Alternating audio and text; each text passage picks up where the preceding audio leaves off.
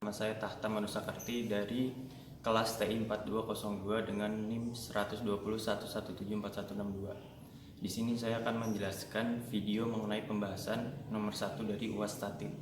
Berikut videonya. Ya, assalamualaikum warahmatullahi wabarakatuh. Di sini merupakan video penjelasan atau pembahasan dari soal nomor 1. Soal nomor 1 di sini terdapat 3 perusahaan dengan masing-masing memiliki 5 data. Jadi kita di sini untuk melihat menolak atau tidak menolak bahwa tidak ada perbedaan yang nyata dalam populasi untuk keuntungan tahunan per karyawan di masing-masing dari ketiga jenis perusahaan dengan menggunakan tingkat signifikansi 5% dengan asumsi bahwa keuntungan tahunan per karyawan akan berdistribusi normal dengan varians yang homogen.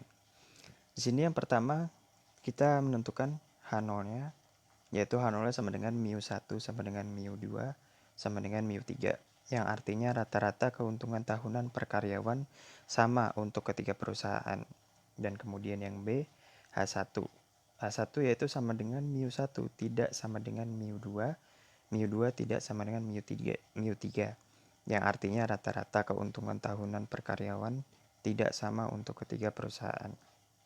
Selanjutnya untuk poin ketiga, kita harus melakukan statistik uji di mana N sama dengan 5. N sama dengan 5 yaitu dari data per perusahaan dan K sama dengan 3. K itu merupakan banyaknya perusahaan dan N besar sama dengan 15 yaitu jumlah atau keseluruhan dari data ketiga perusahaan tersebut dengan taraf signifikansi sebesar 0,05.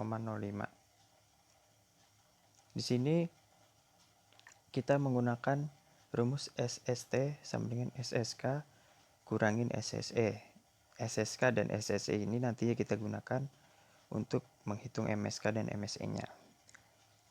Kita harus membuat tabel untuk memudahkan kita dalam mengerjakannya. Jadi kita harus mentotal dari setiap data ketiga perusahaan ini.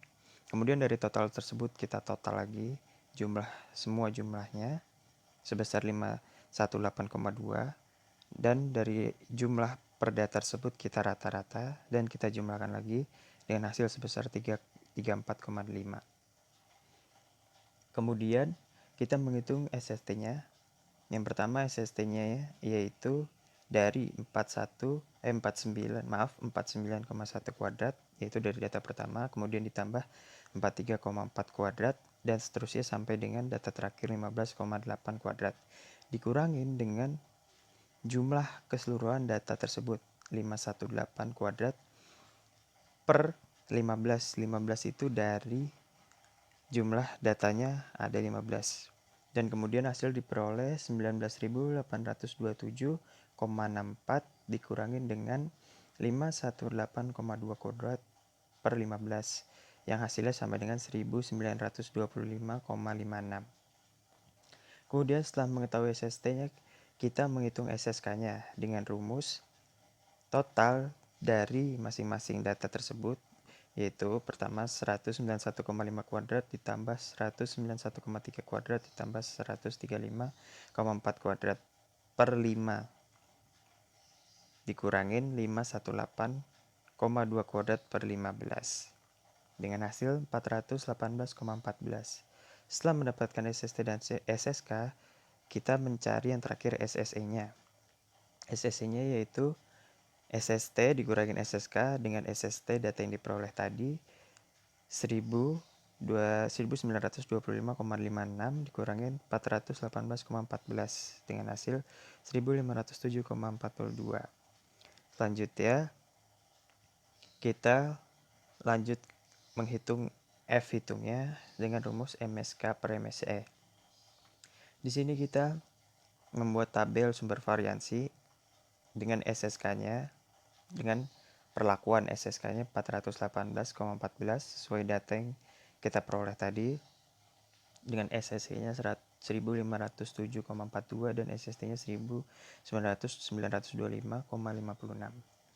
Kemudian kita menghitung V-nya. V-nya yaitu K kurangin 1,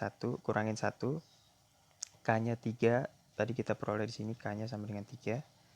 Jadi K kurangin 1 sama dengan 2. dan N besar dikurangin K, N besar 15 dan dikurangin K sama dengan 12 dan N besar kurangin 1 sama dengan 14. Kemudian di sini kita menghitung MSK-nya dengan SSK dikurangin K-1 atau 418,14 per 2 sama dengan 209,07 dan menghitung MSE-nya SSE per K dikali N-1 atau 1507,42 per 12 sama dengan 125,618.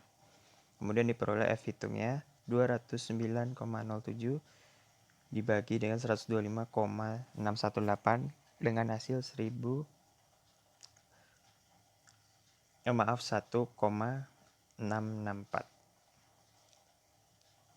Kemudian yang poin 4 kita menghitung taraf nyata atau uji kriterianya. F1 kita mencari F1-nya itu 2 dari K kurangin 1 dan F2-nya dari K kali N-1 dibagi N kurangin K dengan hasil 12. Itu untuk F itu untuk menentukan daerah kritis dari F tabel, yaitu F-nya 0,05 dari taraf nyatanya dan 2,12 itu dari F-nya dengan diperoleh hasil 3,89.